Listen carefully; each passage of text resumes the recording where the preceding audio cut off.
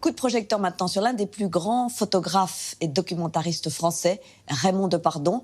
Il fut l'un des premiers à suivre les hommes politiques en campagne. Son film sur celle de Giscard en 1974 est resté culte. Eh bien, il sort aujourd'hui 12 jours. C'est un portrait poignant de patients internés en hôpital psychiatrique sans leur consentement. Sarah Lasserie l'a rencontré. Raymond Depardon, première.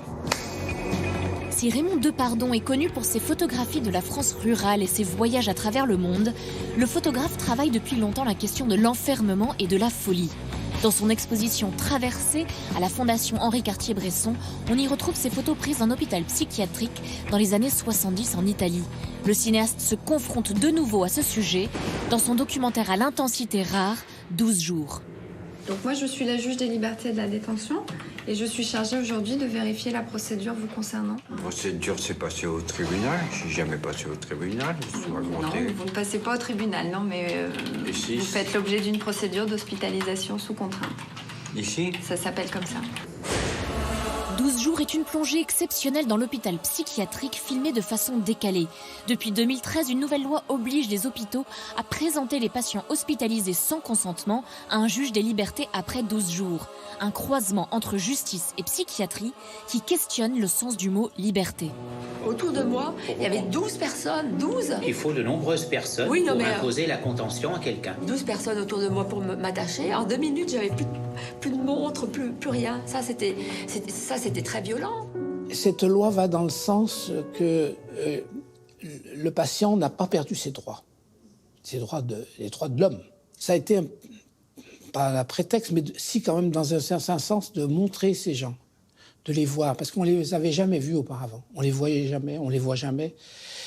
Voilà. Et l'idée, c'est de les filmer avec le plus de respect possible.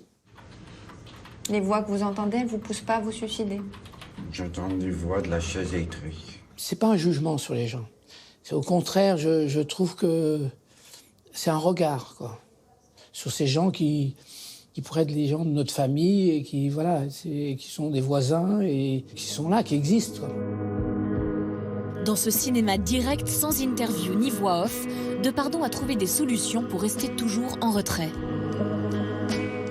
L'idée, c'était de tourner, de pas trop bouger, de rester discret, mais d'être présent quand même néanmoins. Je disparaissais pas. Alors bien sûr, les gens savent que j'étais là, mais en fait, l'enjeu est trop important pour eux pour s'occuper de la caméra, et donc ils font rien pour le cinéma, ils font rien pour la caméra, parce qu'eux, ils pensent qu'une seule chose, c'est de sortir. Hein. C'est face à face avec le juge est plus important que le filmage. Mais le docteur ne peut pas faire tout. Il y a moi aussi. Certes. Il y a moi, il y a mon ordre aussi. C'est moi qui dois obéir. Depardon nous confronte à des personnages en proie à la souffrance et à la solitude, dans un contexte particulier où la parole et le dialogue sont au cœur de l'action. Donc je vous dirais bien que dans mon parti politique, moi, je vais supprimer les psychiatres. Cet échange de paroles un peu surréaliste, parce qu'effectivement, il y a une parole judiciaire et de l'autre côté, il y a une parole d'un patient. Alors, il y a quelquefois du délire, il y a des choses comme ça un peu. Mais il y a aussi des gens qui souffrent au travail. Il y a des gens qui veulent bien sûr, se suicider. C'est en faisant un film comme ça et en restant 2 mois à filmer ces gens qui sont en marge de notre société, en fait, on a fait un portrait de la France, une photographie de la France incroyablement précise avec tout ce qui se passe. Je suis fou, j'ai la folie d'un être humain.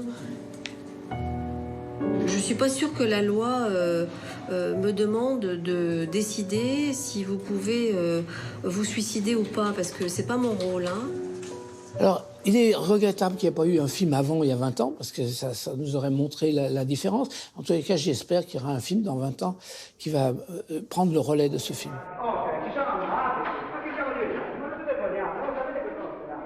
Pour cause d'interdiction de droit à l'image, Depardon n'avait pas pu tourner en France en 1982. C'est donc à San Clemente qu'il a posé sa caméra à l'hôpital psychiatrique en Italie.